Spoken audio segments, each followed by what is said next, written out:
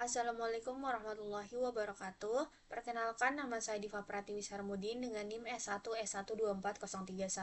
Saya dari kelas ganjil. Jadi pada video kali ini kita akan melanjutkan progres untuk materi Red Hat. Jadi di sini saya sudah menyelesaikan sebanyak 26%. Kita buka.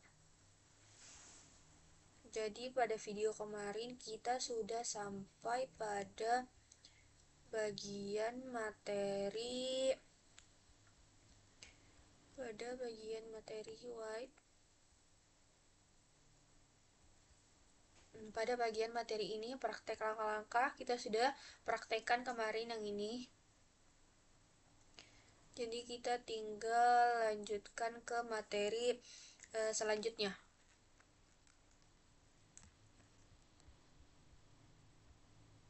Kita lanjutkan. Nah, kemudian kita translate dulu.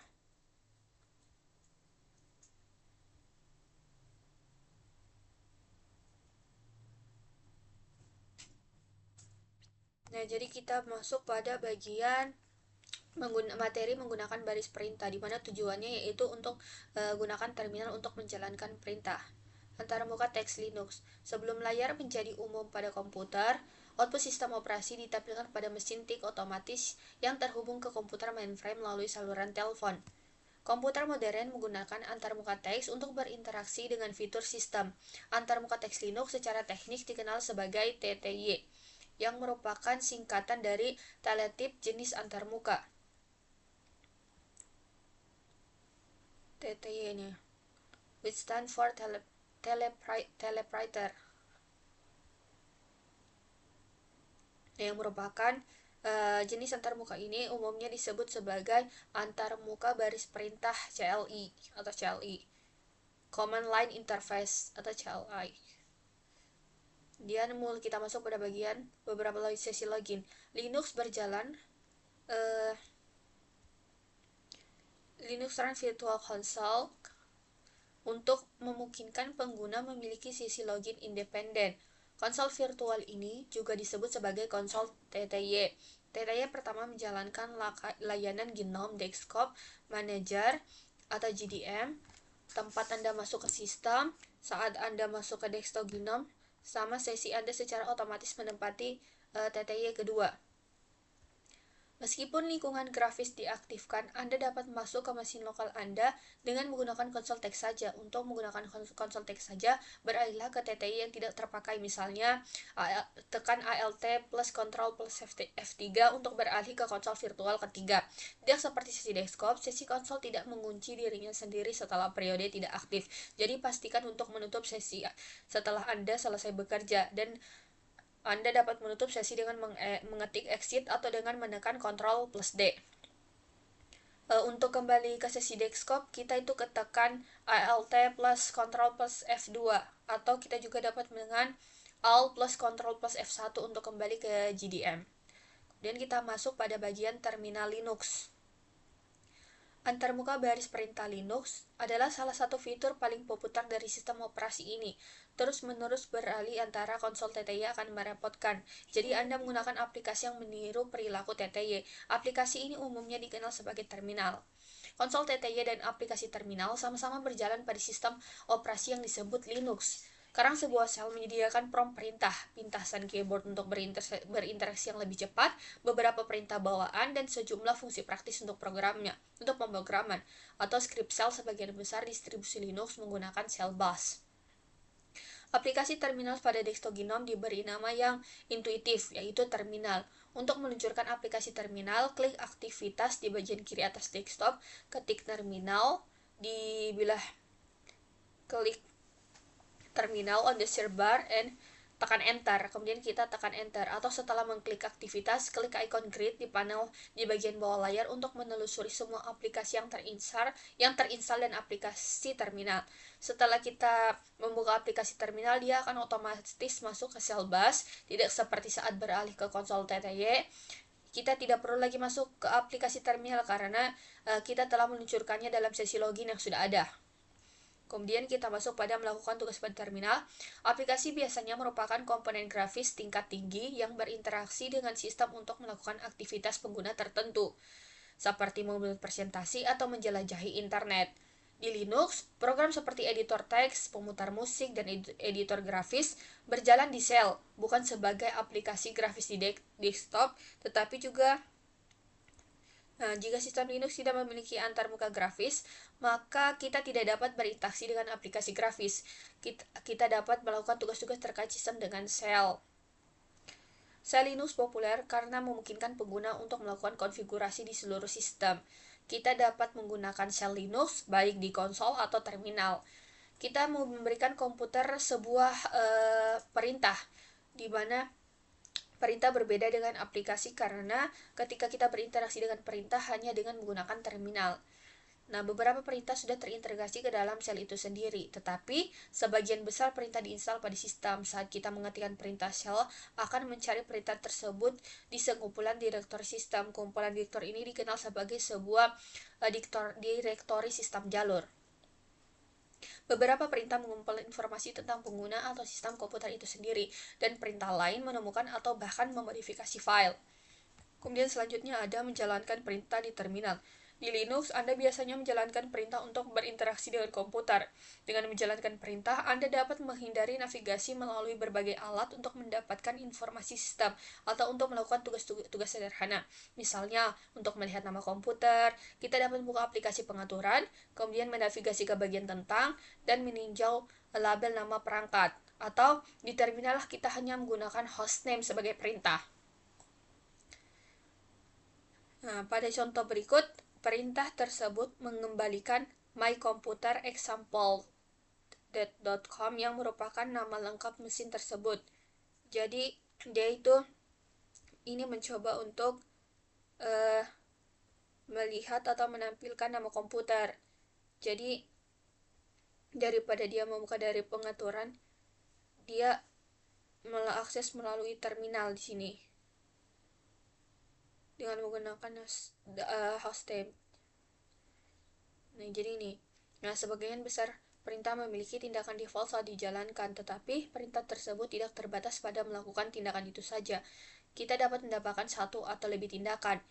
Pilihan pada suatu perintah untuk memodifikasi perilakunya umumnya opsi perintah dimulai dengan tanda hubung dan tanda hubungnya contohnya ini, dan menghubungkan satu huruf atau opsi dimulai dengan dua tanda hubung dengan menggunakan sebuah kata.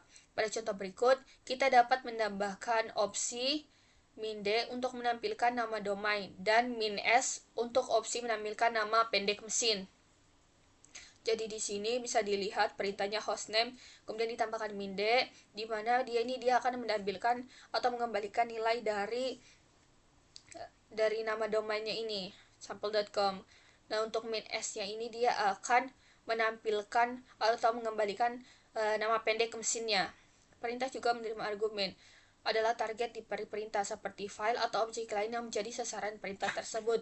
Sebagai contoh, ID perintah ini mencetak ID pengguna yang digunakan sistem untuk mengidentifikasi pengguna secara unik.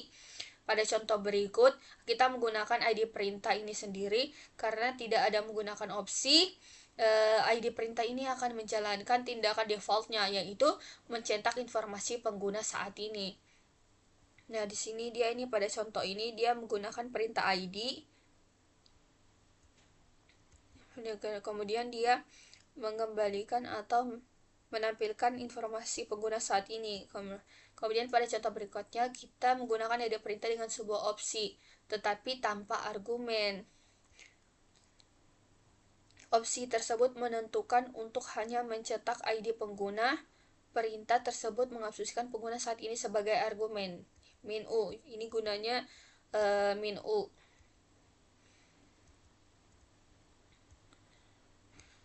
Nah, ini bisa contohnya ini kita menggunakan -u. ID -u, maka dia akan mengembalikan atau menampilkan ID penggunanya saja. Nah, pada contoh terakhir, kita menggunakan ID perintah dengan opsi dan argumen. Jadi, ID perintah tersebut menerima DevOps sebagai pengguna target untuk perintah tersebut. Jadi min U opsi tersebut mencetak DevOps ID pengguna yang berbeda dari contoh sebelumnya. Nah, pada contoh ini min new DevOps nah, suatu perintah dapat memiliki beberapa opsi dan arti dari opsi tersebut tidak dapat dipertukarkan atas perintah.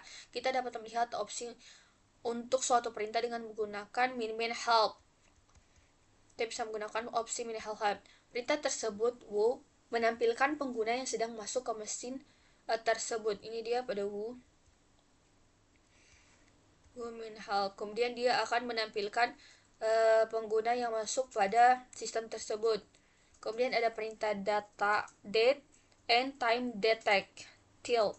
Dia itu memberikan informasi waktu. Perbedaan utamanya adalah bahwa secara default time detail ini perintah and menampilkan informasi zona waktu dan apakah jam mesti disinkronkan dengan server waktu.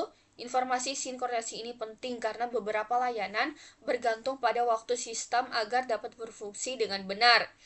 Ini contoh yang menunjukkan output dari perintah date dan time tl. Dia nih, jadi dia hasil outputnya dia ini akan menunjukkan waktu di bagian date. Kemudian untuk time date ini dia ini menunjukkan zona horizontal waktu.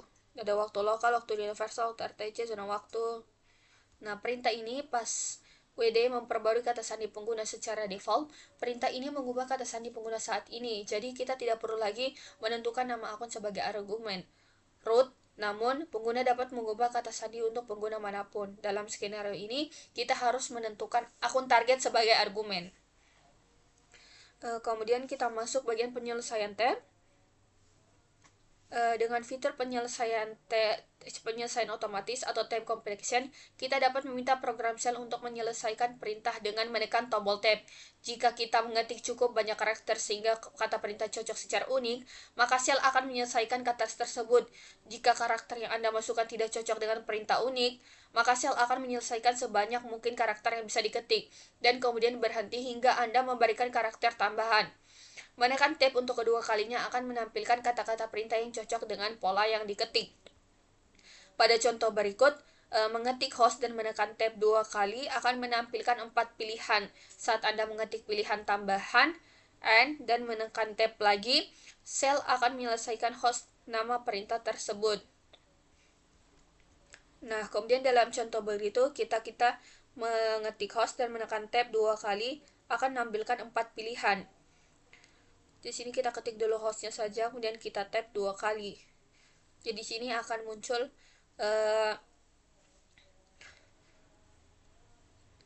nih, tab lagi, shell akan menyelesaikan hostname perintah tersebut. Dia ada pada bagian sini. Host tab.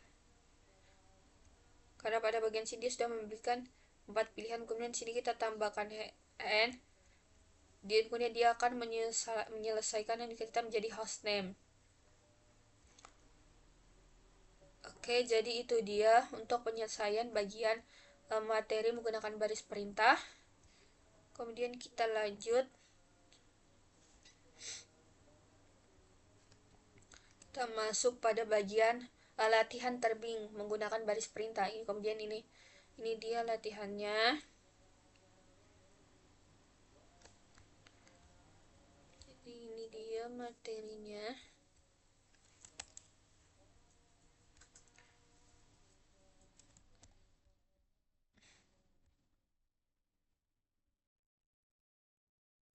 Nah, kemudian kita lanjut pada bagian latihan terbimbing tadi kan, itu yang menggunakan baris perintah.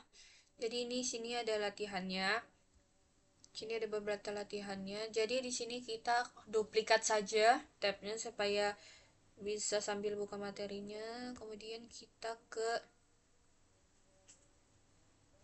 ke lingkungan lab.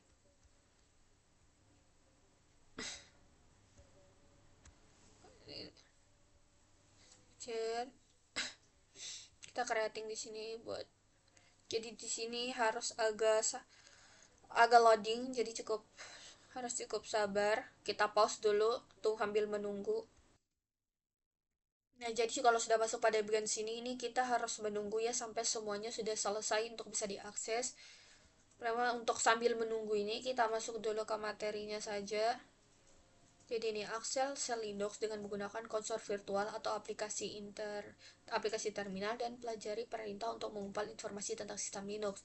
Hasilnya nanti masuk ke sel Linux, gunakan perintah non-interaktif untuk melihat informasi tentang sistem Linux, mengubah kata saat berguna.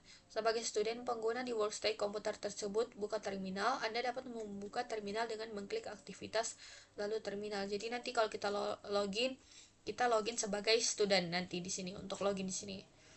Kemudian sebagai student, pengguna di workstation komputer tersebut buka terminal. Kita dapat membuka terminal dengan mengklik aktivitas terminalnya. Pada baris perintah, gunakan lab perintah berikut untuk mempersiapkan sistem untuk latihan ini dan untuk memastikan bahwa sumber daya yang dibutuhkan tersedia. Jadi kita pakai ini nanti. Kita pakai ini.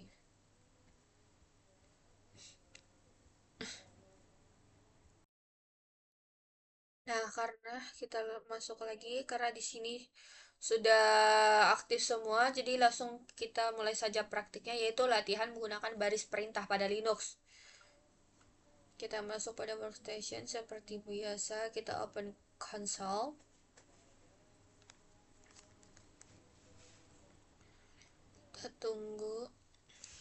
Kita tunggu dulu. Kemudian kita masuk dengan student dengan student user dengan sandinya itu student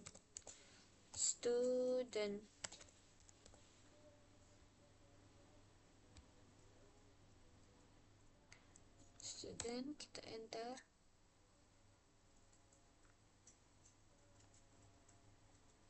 Tinggal tunggu di sini agak lama ya. Nah, ini sudah masuk pada material. Kemudian kita masuk ke ini sesuai anunya. Kita itu klik bagian terminal. Setelah kita login, kita masuk ke terminal. Kita masuk pada bagian terminal. Di sini kita ketik terminal.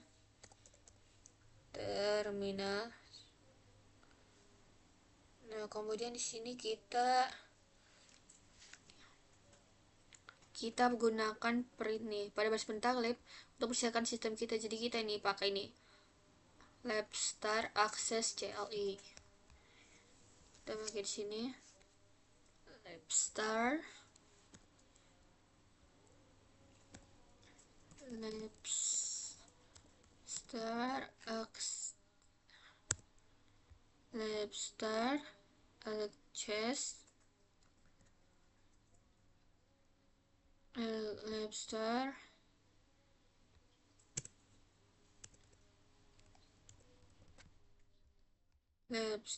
access CLI. Kita sini Labstar akses CLI. Nah, kalau sudah sukses, sudah bisa diakses semua di sini. Yang selanjutnya kita masuk pada bagian latihan kita, yaitu yang pertama itu kita diarahkan untuk melihat informasi tentang sesi login kita. Jadi kita di sini bisa menggunakan perintah who. Kita pakai perintah who di sini. Kita pakai perintah who. Nah, kemudian di sini kita bisa melihat bahwa di sini yang masuk ini merupakan user student 1 pada tahun 2025 bulan 12 tanggal 29. Kemudian di sini kita lihat tanggal, waktu, dan zona waktu saat ini. Kita bisa pakai perintah ini time.ctl. Kita pakai time.ctl. Kita enter. Oke. Ini sudah muncul local time on 2025 12:29 jam 4:47 lewat 5 detik. Sini sudah ada semua. Kemudian untuk lihat nama mesin kita pakai hostname. Kita pakai hostname.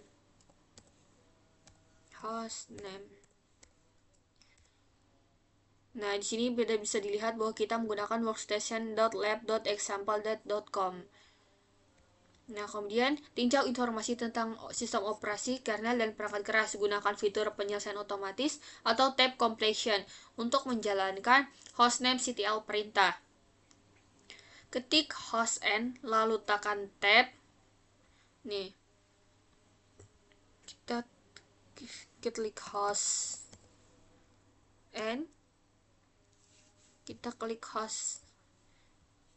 hostn lalu kita klik tab. Nah, ini dia langsung muncul di sini name, kemudian shell akan melengkapi hostname perintah, tetapi ini bukan perintah yang dimaksud. Jadi tadi pas kita klik tab, dia langsung berubah jadi hostname. Padahal tadi kan kita cuma tulis hostn, tapi ketika kita klik tab, dia akan muncul hostname. Nah, tetapi ini bukan perintah yang dimaksud. Tinjauan saran dengan menekankan tab 2 kali. Ketik C, lalu tekan tab lagi. Kemudian jalankan perintah tersebut. Kita coba lagi di sini.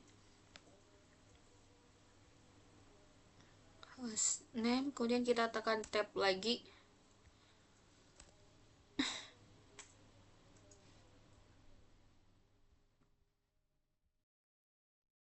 Nah, kemudian kita lanjut di sini dia nih, ketik C lalu tekan tab lagi, kemudian jalankan perintah tersebut. Di sini kita tambahkan C, baru kita tab lagi. Nah, di sini muncul dia berubah menjadi hostname.ctl. Dia berubah jadi hostname.ctl. Oke, jadi sebagai informasi ini sama dengan informasi yang ditampilkan di bagian tentang pada kontrol Gnome. Dan kemudian di sini bisa kita enter aja di sini. Enter. Nah, akan menampilkan di sini berbagai informasi tentang sistem operasi dan perangkat keras juga, di mana informasinya ini hampir sama. Nih. Sama dia. Oke, kemudian kita lanjut, yaitu pada konsol virtual ketiga masuk sebagai operator 2. Pengguna dan gunakan rehead sebagai kata sandi. Perbarui kata sandi pengguna menjadi rh104.cli. Jadi di sini kita beralih ke konsol virtual 3 dengan menekan Alt plus Ctrl plus F3 masuk sebagai operator pengguna 2 dan gunakan Red Hat sebagai kata sandi.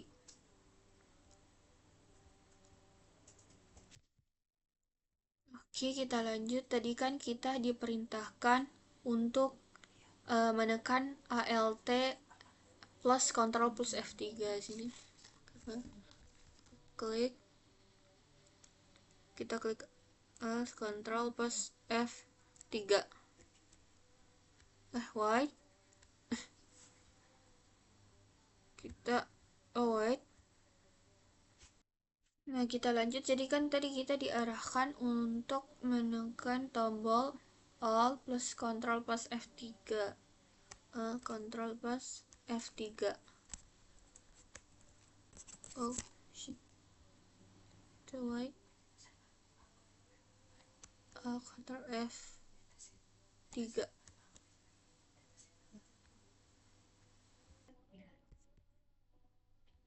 Nah, kemudian lanjut ketika tadi kita sudah klik Alt Ctrl sama F3, dia akan muncul seperti ini. Kemudian di sini kita diarahkan untuk masuk sebagai operator 2. Salah ini. Di sini kita disuruh masuk sebagai untuk masuk sebagai operator kedua. Nih, kita gunakan sebagai operator kedua. Kemudian gunakan red hat sebagai kata sandi. Sini kita masuk operator kedua. Sini ini operator 2 dengan passwordnya itu red hat. Passwordnya red hat.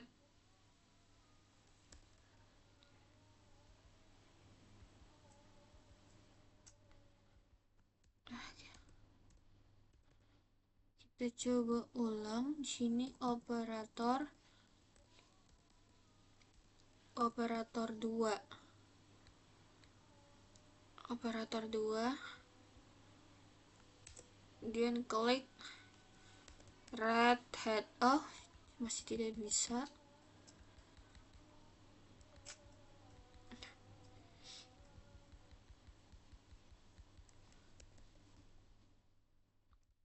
Sini tidak bisa diklik. Nah, kemudian kita kasih masuk sandinya. Sandinya tadi itu apa tadi? Red hat sebagai kata sandi. Kita kasih masuk red hat. Live file login.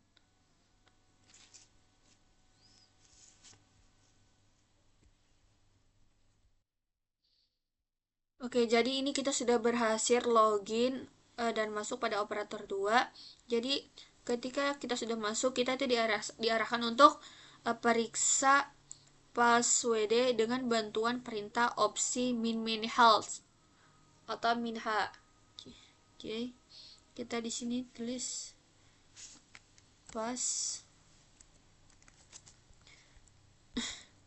di sini password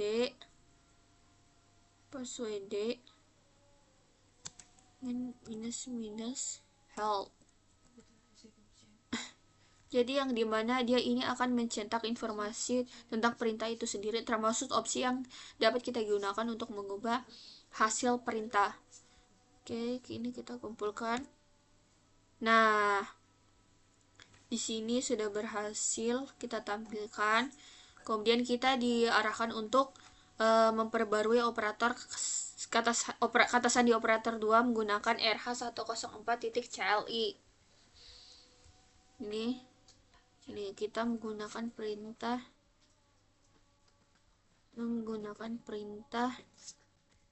password.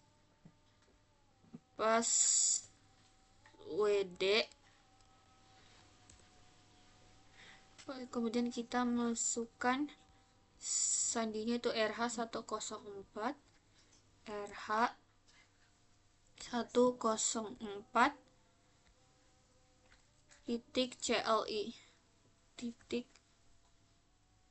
CLI. Kita ulang ya. Wait.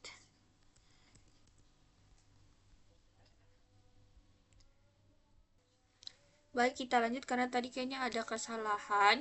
Jadi kita ulang dulu ketiknya. Jadi sini kita ulang untuk sandinya.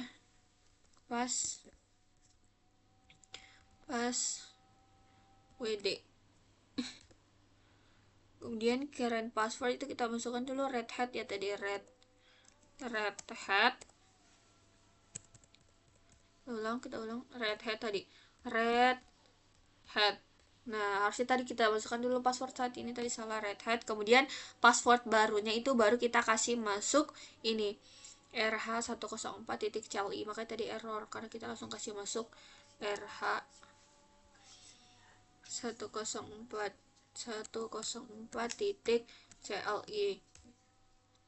Nah, kemudian di sini kita sudah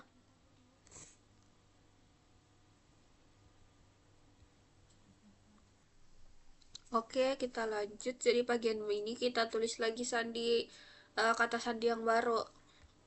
Jadi di sini kata sandi yang baru ini tadi RH104CLI. Sini kita tulis ulang RH104.CLI. Kemudian kita enter. Nah, jadi di sini kita sudah berhasil mengubah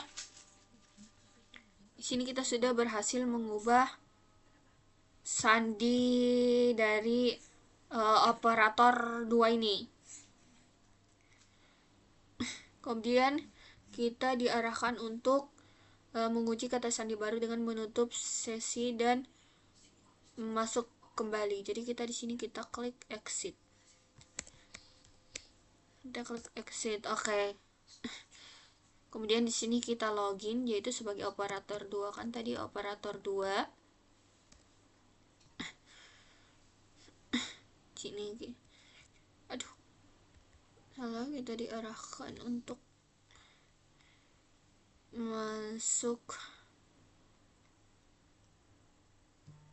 Ini operator 2, jadi gini, kita masuk operator 2, kemudian sandinya tadi RH104@CLI. Nah, jadi di sini kita sudah berhasil login. Jadi di sini kita sudah berhasil mengubah kata sandi dari operator 2, dan kita juga sudah berhasil menguji kata sandi baru dengan menutup sesi dan masuk kembali.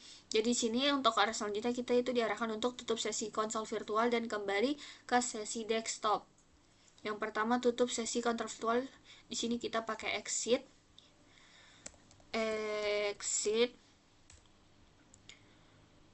Kemudian kita kembali ke sesi desktop dengan menekan Alt Ctrl F2.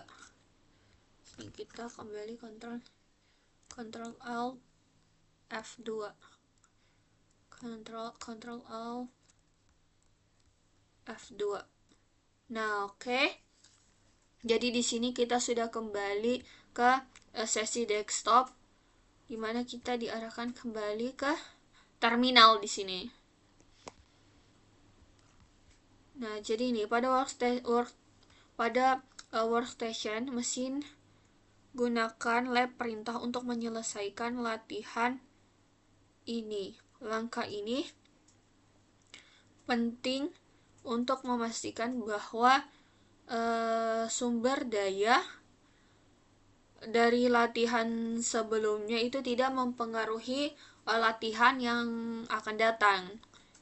Jadi kita di sini pakai lab finish access CLI. Ini kita bisa ketik lab finish access CLI. Nah, oke. Jadi di sini kita sudah berhasil melakukan latihan mengenai penggunaan baris perintah. Tadi kita sudah masuk ke sel Linux, kita sudah menggunakan perintah non interaktif untuk melihat informasi tentang sistem Linux, dan kita juga sudah berhasil mengubah kata sandi pada operator kedua tadi. Kita ubah kata sandi operator kedua tadi. Oke. Kemudian kita lanjut. Tadi kan kita sudah berhasil mempraktekkan latihan menggunakan perintah. Jadi kita lanjut lagi, itu ada praktikum mengakses sistem Linux, akses desktop Linux, dan tambahkan pengguna standar menggunakan terminal Linux.